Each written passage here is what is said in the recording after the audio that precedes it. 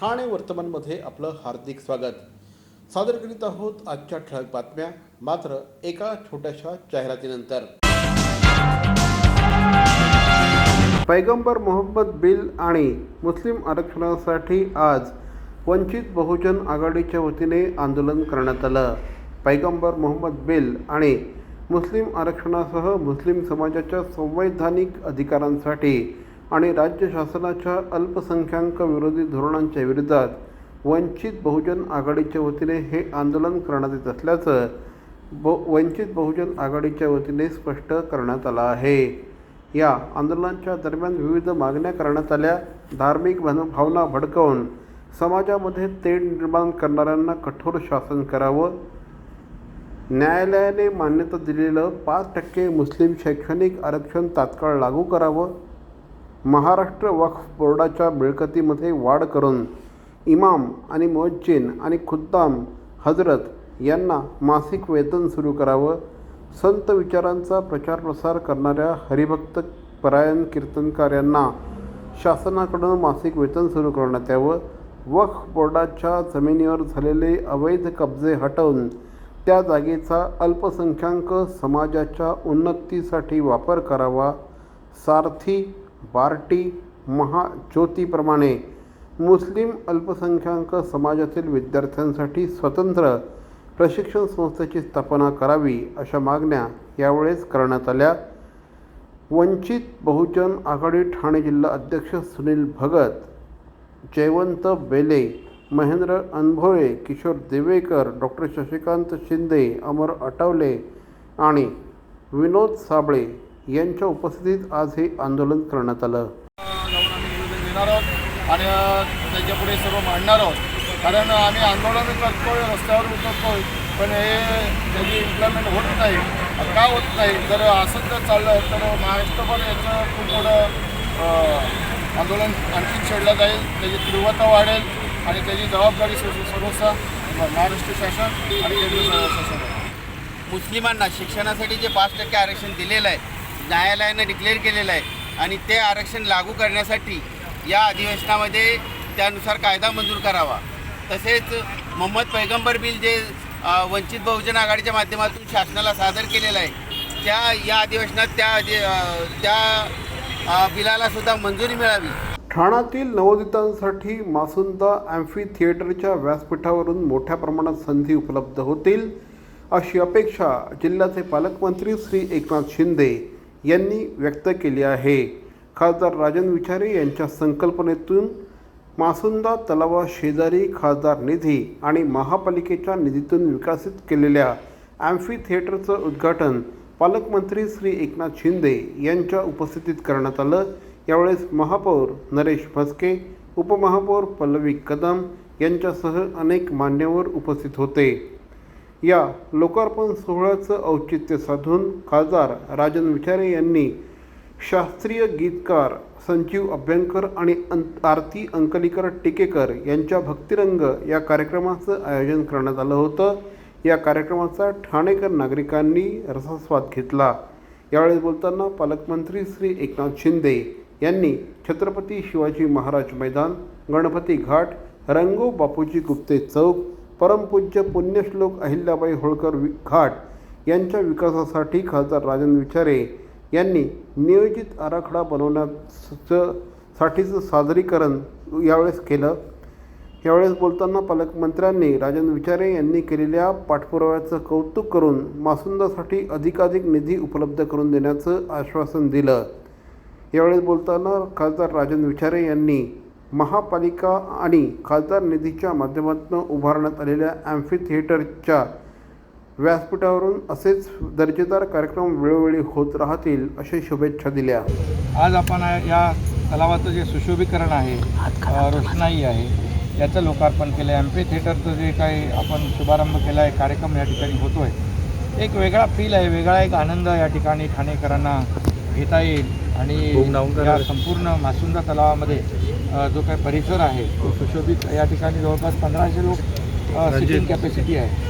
आणि मासुंदा तलाव ही ठाण्याची ओळख आहे, ठाण्याचं भूषण आहे. आणि म्हणून या तलावाच्या सुशोभीकरणासाठी महापालिका आहे, खासदार राजन विचारे सातत्याने प्रयत्न करत आहे. स्मार्ट सिटी आहे, त्याचबरोबर नगरविकास आणि MMRDच्या माध्यमातून देखील जेव्हा जेव्हा आपल्याला यासाठी, या सुशोभीकरणासाठी, या विकास प्रकल्पासाठी निधी लागेल तो दिला जाईल. राष्ट्रवादी काँग्रेसचे कळवा मुंब्रा विधानसभा अध्यक्ष शमीम खान यांच्या पुढाकाराने मुंब्रा येथील पहिल्या कार्डियक ॲम्ब्युलन्सचं रविवारी लोकार्पण करण्यात आलं.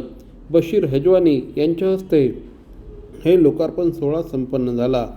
मुंब्रा कौसा भागातील एकाही रुग्णालयात कार्डियाक रुग्णवाहिकेची व्यवस्था नव्हती.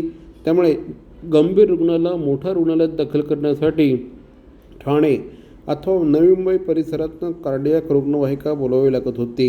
यासाठी बराच वेळ जात असल्याने रुग्णांच्या जीविताला धोका निर्माण होत असे. ही बाब ओळखून श्री शमीम खान यांनी क्वीन्स केअर हॉस्पिटलच्या माध्यमातून कार्डियाक रुग्णवाहिकेची व्यवस्था केली आहे. काल दुपारी या रुग्णवाहिकेचा लोकार्पण सोहळा करण्यात आला. क्वीन्स केअर हॉस्पिटलच्या डॉक्टर आफरीन सौदागर, शकील भाई आदी मान्यवर यावेळेस उपस्थित होते. यावेळी श्री शमीम खान यांनी कोरोना काळात मुंब्रा भागात कार्डियाक रुग्णवाहिकेची नितांत गरज असल्याचं जाणवलं होतं. त्यामुळेच आपण ही रुग्णवाहिका उपलब्ध करून दिली असल्याची माहिती श्री शमीम खान यांनी दिली आहे. और यहाँ के जो तमाम लोग हैं उनको इससे फ़ायदा पहुँचाए. और ज़रूर मुझे यकीन है जो शमीम भाई जिस तरीके से मिल्लत के लिए काम करते हैं और लोगों के लिए काम करते हैं, उन्होंने कभी रिलीजन नहीं देखा, कभी अपने लोगों को ऐसा नहीं देखा. जो भी ज़रूरतमंद जहाँ उनकी ज़रूरत है वहाँ वो पहुँचे हुए हमेशा, और हमेशा पहुँचते रहेंगे, ऐसे मैं उम्मीद रखता हूँ. और दिस इज़ वन ऑफ द जो उन काम करने जा रहे हैं, ये सवाब जारिया का हम बोलते हैं काम है. और मुझे पूरी उम्मीद है उनको अल्लाह के बारगाह में उसको कबूलियत मिलेंगी और ज़रूर मिलेंगी. जो भी लो वेट बेबीज़ हैं उनके लिए वेंटिलेटर है, बाईपैप मशीन्स हैं, एडल्ट के लिए बाईपैप मशीन वगैरह सब है. कार्डियक एम्बुलेंस मुंब्रा में थी नहीं, तो शमीम साहब का हमेशा से यही था कि एक कार्डियक एम्बुलेंस विद डॉक्टर हमारे पास अवेलेबल हो, जो नियोनेट के लिए भी काम में आए. यहाँ पे काफ़ी बार ऐसा होता है कि एम्बुलेंस या तो नई मुंबई और थाने से बुलाई जाती है, तो शमीम साहब बोल रहे थे कि अगर हॉस्पिटल बनाए हैं तो कार्डियक एम्बुलेंस भी ज़रूरी है. देखिए, क्वींस केयर हॉस्पिटल के बारे में लोगों को अलग मैसेज है. लोग क्या समझते हैं कि 4 स्टार बनाया गया है, इसको एक अलग यानी अंदाज में बनाया गया है, तो ये बहुत कॉस्टली होगा या बहुत महंगा है. हम बता दें आपको, आपके माध्यम से सबसे पहली बात तो ये है कि हालात को देखते हुए इसको जनरल कर दिया गया है. ये कोई स्पेशल लेडीज़ या बच्चों का नहीं है. यहाँ पे क्योंकि यहाँ के मुकामी जो 40 गांव के लोग हैं, यहाँ के सरपंच, यहाँ के हमारे जो भी लोग हैं, उन्होंने हम लोगों से अपील किया कि इसको आप सिर्फ जो है सिर्फ डिलीवरी का या आप इसको यानी लेडीज़ का या बच्चों का मत करो, ये जनरल कर दो. ये जनरल कर दिया गया है. दूसरी बात यह है कि मुझे बताया मैडम ने कि मंथ में सर 4-5 पेशेंट ऐसे भी ट्रीटमेंट किए जाते हैं यहाँ पे, जो उनकी हालात को समझते हुए, माली हालात को देखते हुए जाकिर साहब जैसे, मौलाना साहब जैसे लोगों से, मौलाना अजहर साहब जैसे उलमाओं से मालूमात करके कि भाई सामने वाले की कंडीशंस क्या है, अगर वो कहीं किसी हालात में वो तकलीफ़ में है यानी माली हालात में, तो उसके साथ में फुल कोऑपरेट किया जाता है और उन्हें कम से कम चार्ज में उनका ट्रीटमेंट किया जाता है. मनोज शिंदे म्हणजे सर्वसामान्यांचा बुलंद आवाज. मनोज शिंदे म्हणजे अन्यायाच्या विरोधात आवाज उठवणारे आंदोलक. तेरी छैया सुकून जिंदगी का तेरा उजाला जल के खाक हो गई रात. मनोज शिंदे म्हणजेच अडल्या नडलेला मदतीचा हात.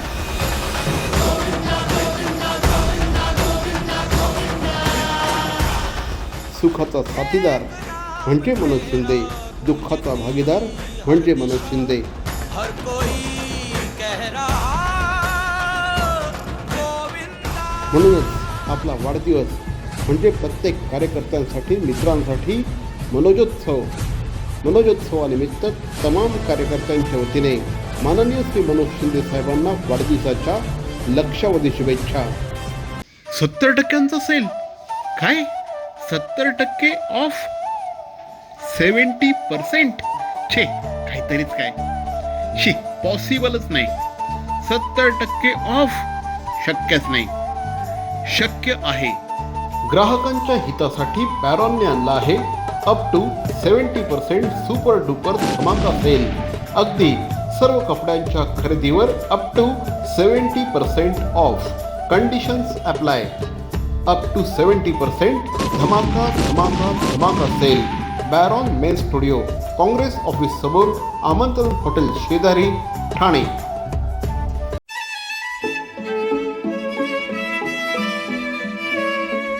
Shobha Medico, flat 18% discount on branded medicines. We are first in Maharashtra to give flat 18% discount in retail outlets. Free home delivery across Thane, Mulund, Kalwa, Mumra. Fully functional outlets. Medicines, critical care, cancer medicines, surgical and body support, injections, diapers, OT, ECG essentials and insulin. Call Shobha Medico 985-986-1818. Shobha Medico. सणासुदीला पक्वान्नाला ढेप आणली गुळाची, पण चिरा किसा फोडा आली वेळ पश्चात्तापाची. पितांबरीने ओळखली चिंता साऱ्या गृहिणींची आणि आणली पावडर खमंग रुचियाना गुळाची. अस्सल गोडीची केमिकल विरहित पितांबरी रुचियाना गुळ पावडर सर्व दुकानात उपलब्ध.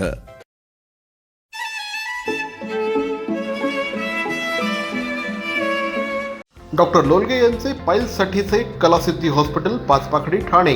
नो ॲडमिशन, रक्तस्राव नाही, पुनरुद्भव नाही. कॉल 9869236935.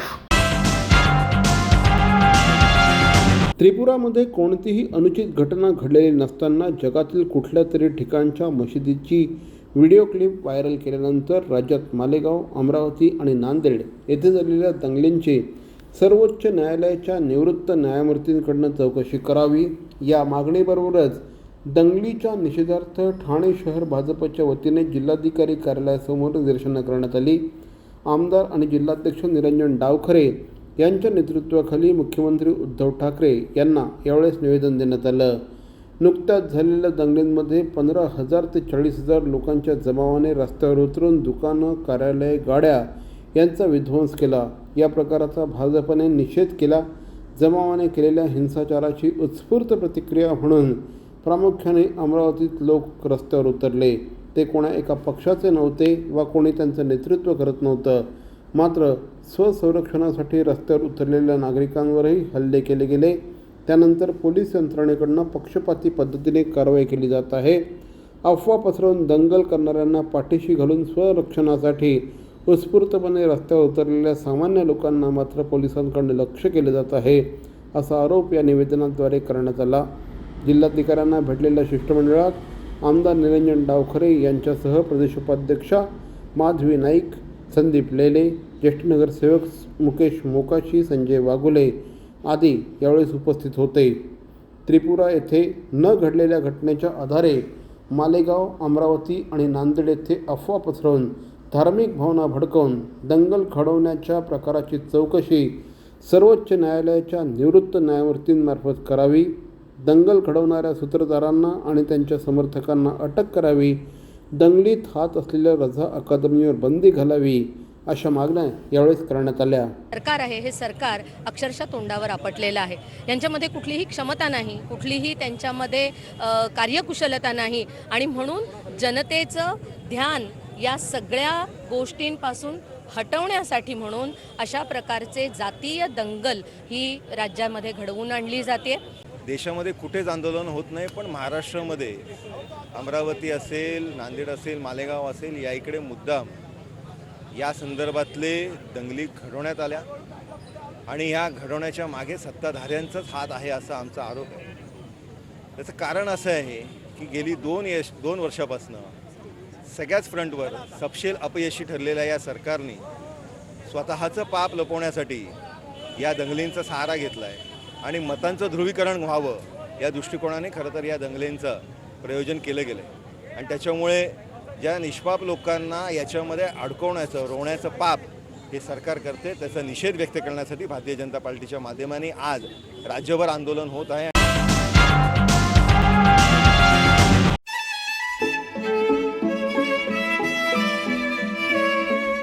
मरावे परी अवयव रूपी उरावे. अवयव दानाचा हाच संदेश जनसामान्यांपर्यंत पोहोचवण्याचा संकल्प घेऊन निघाले आहेत ज्येष्ठ समाजसेवक माननीय नानजीभाई खिमजीभाई ठक्कर ठाणावाला. त्याचसाठी काढण्यात आली एक भव्य दिव्य रॅली. अवयवदानासाठी सुरू आहेत ठिकठिकाणी जनजागृती सभा.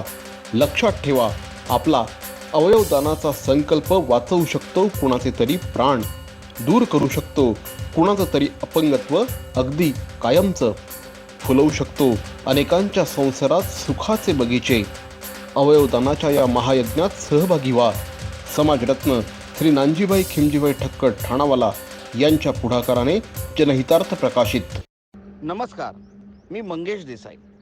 ठाणे महानगरपालिकेच्या वतीने मी तुम्हाला आवाहन करतो, कोरोनापासून स्वतःचा बचाव कसा करावा. कोरोना बाधित देशामधून क्षेत्रामधून आलेल्या प्रवाशांना किंवा कोरोना बाधित रुग्णांच्या संपर्कात आलेल्या व्यक्तीस हा आजार होण्याचा संभव आहे. कोरोना आजारापासून स्वतःचा बचाव करण्यासाठी काय करावे काय करू नये हे मी तुम्हाला सांगणार आहे. हे नक्की करा. वारंवार साबण व पाण्याने हात धुवावेत. शिंकताना व खोकताना नाक व तोंडावर रुमाल धरावा. अन्न व भाज्या पूर्णपणे शिजवून खाव्यात. कच्चे अन्न खाऊ नये. आजारी असल्यास तात्काळ आपल्या डॉक्टरांना भेटा व त्यावर उपचार घ्या आणि डॉक्टरांच्या सल्ल्यानेच मास्कचा वापर करा. आणि सगळ्यात महत्त्वाचं, कोरोना बाधित देशातून आलेल्या व्यक्तीने ताबडतोब जवळच्या आरोग्य केंद्राला संपर्क करावा. हे अजिबात करू नये. चेहऱ्याला वारंवार हात लावणे टाळावे. गर्दीच्या ठिकाणी जाण्याचे टाळावे. सार्वजनिक ठिकाणी रस्त्यावर आत्ताच नाही एरवीही थुंकू नये. अर्धवट शिजलेले कच्चे मांस खाऊ नये. सर्दी, खोकला, फ्लू ही सदृश्य लक्षणे असलेल्या व्यक्तींशी संपर्क टाळावा. त्याचप्रमाणे कोरोना बाधित व्यक्तींशी संपर्क टाळावा आणि मास्कचा अनावश्यक वापर करू नये. कोरोना आजार निदान व उपचारासाठी कस्तुरबा हॉस्पिटल मुंबई येथे विलगीकरण कक्ष आयसोलेटेड वॉर्ड स्थापन करण्यात आला आहे. कोरोना आजारासंबंधित उपरोक्त नमूद लक्षणे आढळल्यास तात्काळ महापालिका शासकीय रुग्णालयाशी संपर्क साधावा. अधिक माहितीसाठी जवळच्या आरोग्य केंद्राशी संपर्क साधा. राज्यस्तरीय नियंत्रण कक्ष क्रमांक 02026127394. राष्ट्रीय कॉल सेंटर क्रमांक +91 11 2397 8046. जिल्हाधिकारी नियंत्रण कक्ष क्रमांक +91 22 2530 1740. ठाणे महानगरपालिका टोल फ्री क्रमांक 18002 22108. टोल फ्री क्रमांक 104. सगळ्यात महत्त्वाचं, अफवांवर विश्वास ठेवू नका आणि अफवाही पसरवू नका. सरकारी परिपत्रकावरच विश्वास ठेवा आणि कोरोनापासून स्वतःचा बचाव करा.